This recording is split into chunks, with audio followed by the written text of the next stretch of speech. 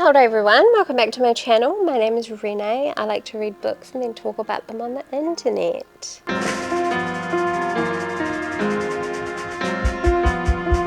Hello, welcome back. So nice of you to be here. We are going to do another reading wrap up for October. I read quite a lot in October.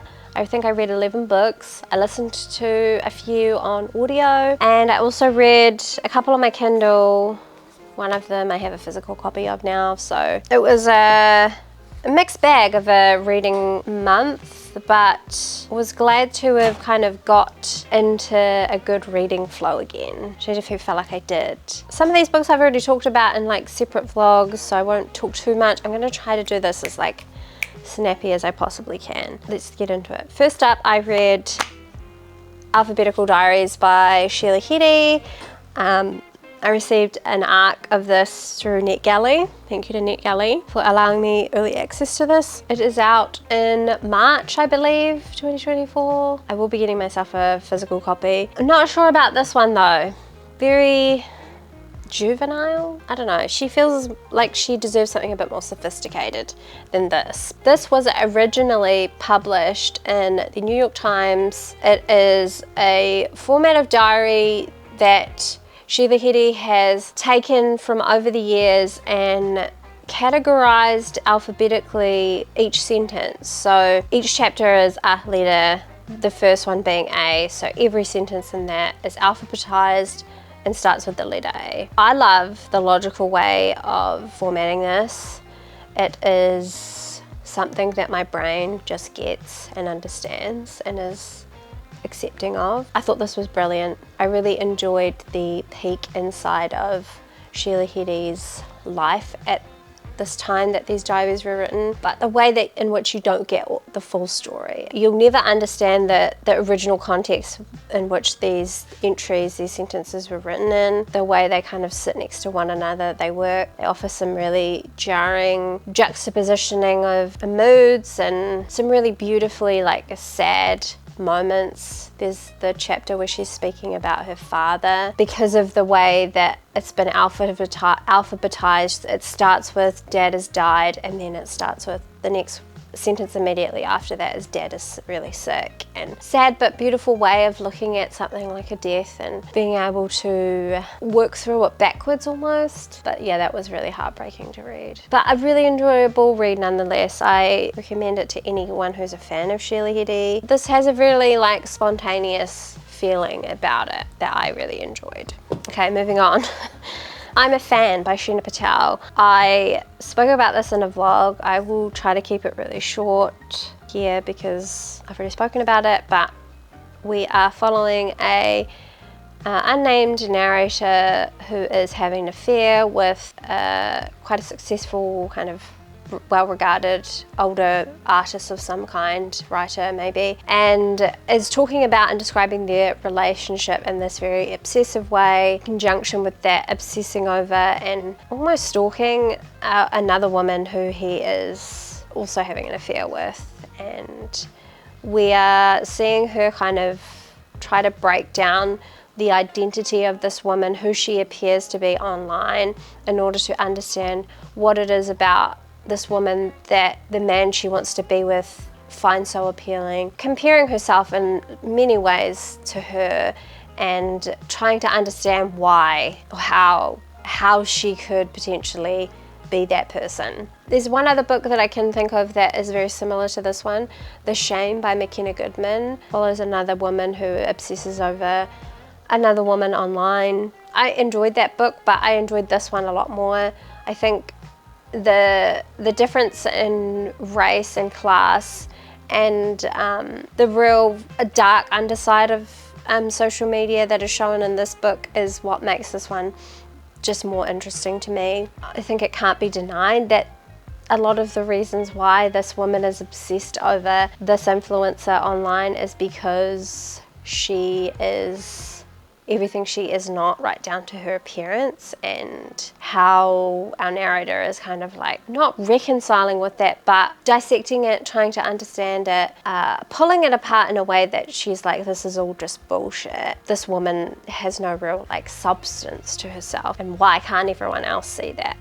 Yeah, really loved this. Read it fast. Get the more intense kind of feeling from it.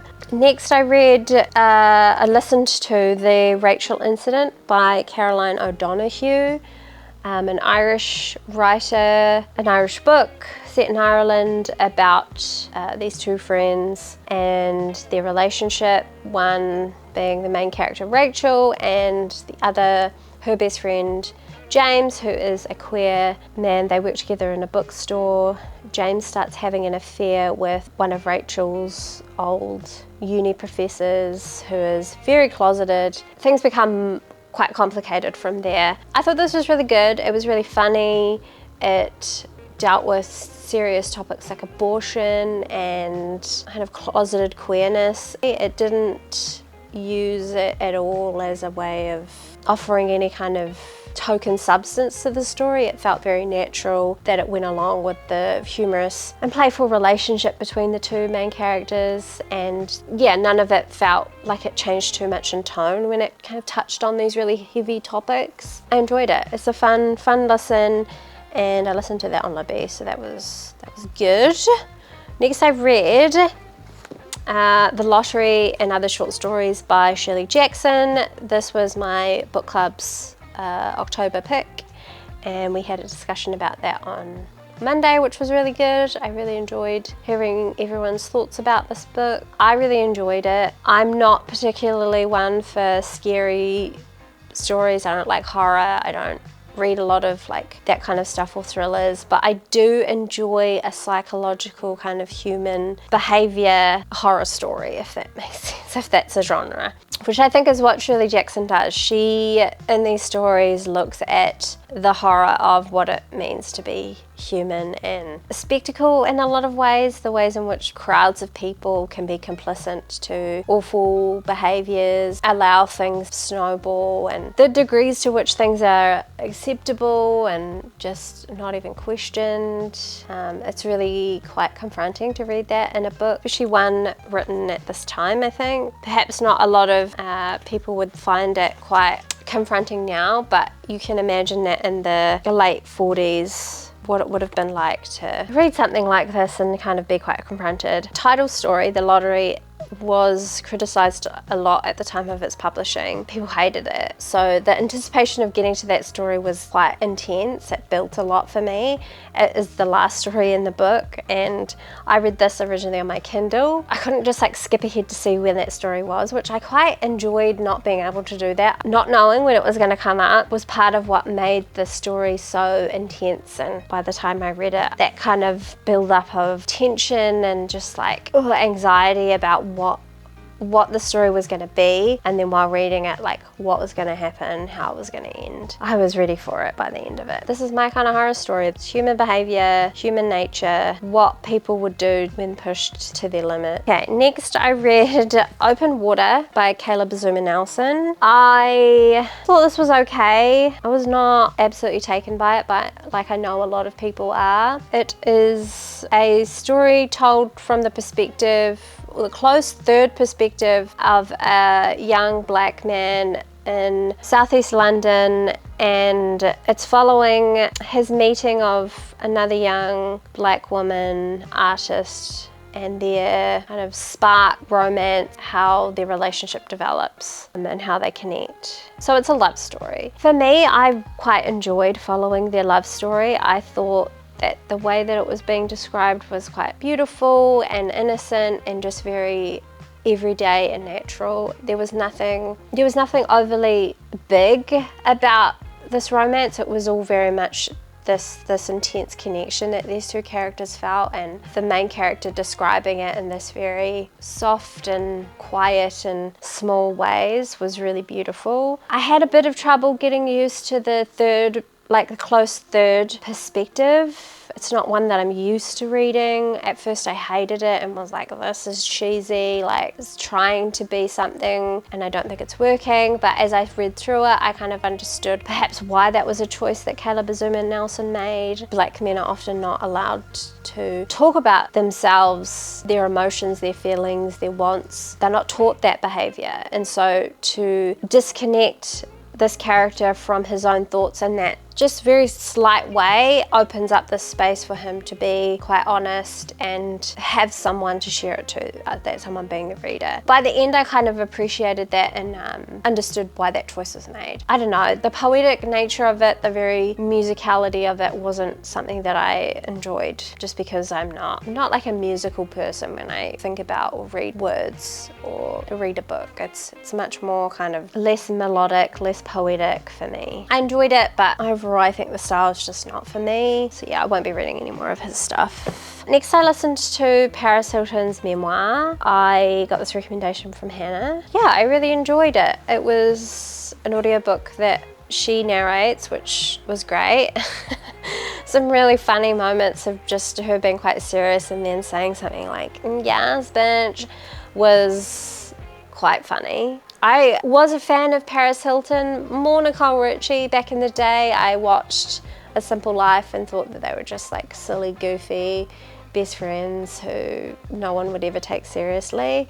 And so to think about Paris Hilton writing this story and it being very serious in some parts, she is talking a lot about her undiagnosed ADHD when she was younger, her kind of party days and how much she loved to party. And then her teen years when her parents didn't quite know what to do with her. She was kind of out of control and so decided to send her to a reform youth camp thing, but school, I guess. And the horrific experience she had there, like physically, mentally, sexually abused by these people who were supposed to be helping her, taking care of her when she was very young. Reading about how she has dealt with that trauma in such a mature way, the relationship she had with her parents after they kind of sent her there and nobody would listen to her when she was trying to tell them what was going on, was really full on and something that I think she has to be commended for, because not everyone would be able to continue a relationship with their parents if that happened. And I think it speaks to like a level of maturity that she has that people probably didn't know about, the way she kind of portrayed herself to the wider world and her reality TV show. But it's all just it's all an act and all a facade and all a character that she plays on the internet, which I think is very clever. Next, I read Games and Rituals by Katherine Heiny. This is another short story collection. Didn't enjoy this.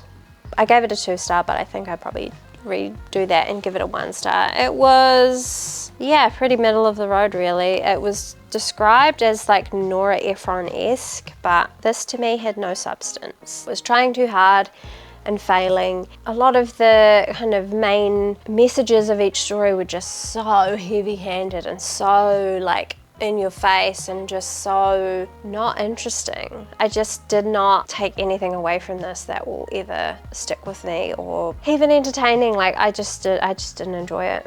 Next, I read A Life's Work by Rachel Cusk. This is her memoir about motherhood and her experience of new motherhood for the first time. This memoir got a lot of criticism at the time it was published and people read it. Like people were absolutely outraged with Rachel Cusk being honest about what it was like for her and her experience of motherhood, which I can kind of understand. I mean, she does not sugarcoat it in a way that is like, it is this wonderful experience. I mean, she's not talking about how horrible and horrific it is and whether she regrets it, but she's just being very honest and it's her experience. It's actually really funny the way that she's describing it, and a lot of this to me feels quite sarcastic, and in that sense it's kind of like you can't take it too seriously. It is this one woman's way of dealing with that experience of what it meant for her to become a mother for the first time. The trauma in that, I guess offering up something new that wasn't there about motherhood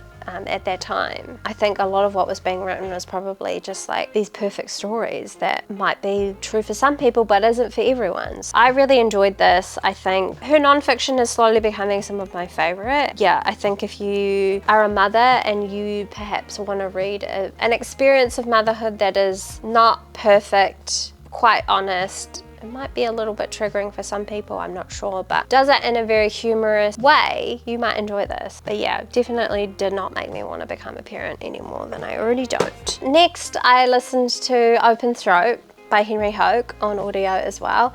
I friggin' loved this book. I thought it was so much fun. It is a story written from the perspective of a mountain lion living in the Hollywood Hills. I hope I'm getting that right. They lived near the Hollywood sign. This weird story that I originally thought would be stupid and silly, but I loved it. This mountain lion is describing LA culture from this very naive, innocent, but matter-of-fact way that I love. Speaking to a lot of the kind of gentrification of LA, talks about the homelessness culture in LA. And then there's also this very quite graphic animalistic behaviors, and no matter how much we are having this animal personified as human to us through its thoughts and its what it's thinking, in the end it is still an animal with like very scary animal naturalistic behaviors.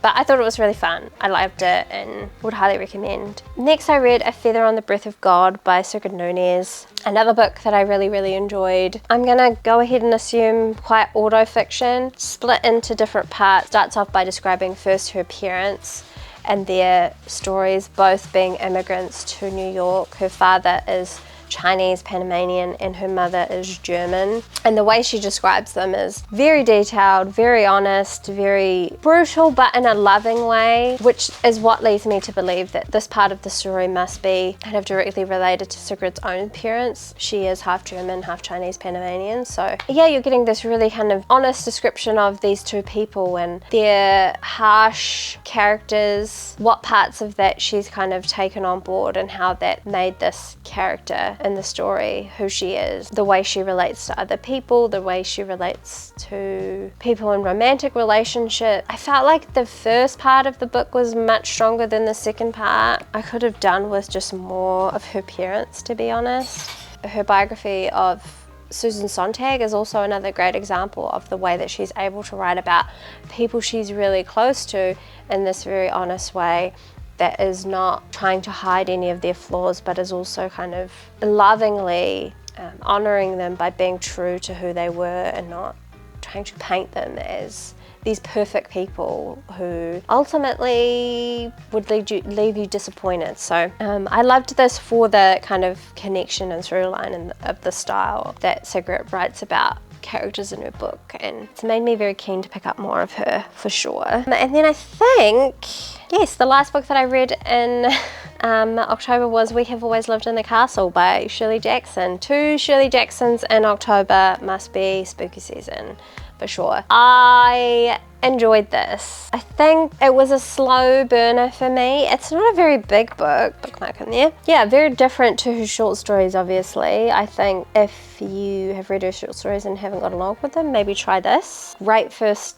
introduction to her work, I feel. It is a story of 2 sisters and their uncle living in this house in this town where they are very much the outsiders. They don't venture into town much for fear of the people who live there and attitude and behavior that they have towards their family. We're learning kind of the history of this family and why they are seen this way by these village town people through the eyes of Mary Katherine, the main character, our protagonist in the story. She's this very naive, oddball, quirky, weird character who does weird things, says weird things, but is just brilliant. You kind of love her. She reminds me a little bit of Janet in Caledonia by Elspeth Barker.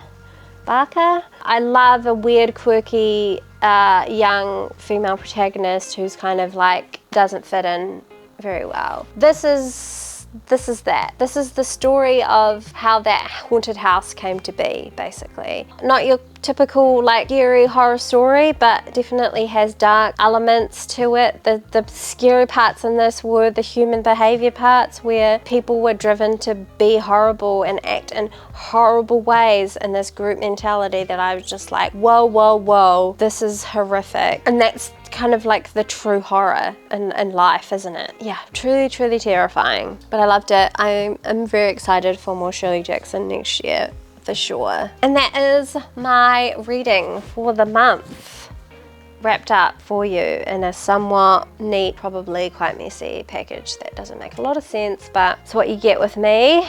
And that's it. I'll see you in the next one. Let me know what book you read for spooky season if you're into that kind of spooky reading. If you have any other recommendations along the lines of Shirley Jackson that you think I would enjoy, please let me know. I think I'm definitely in like a want to read more kind of like thrilling, kind of like get my heart racing a little bit books. So if anyone has any recommendations, please let me know. Not scary, not gory, but just like sinister type thing. Okay, thank you, appreciate it. See you next time. Bye.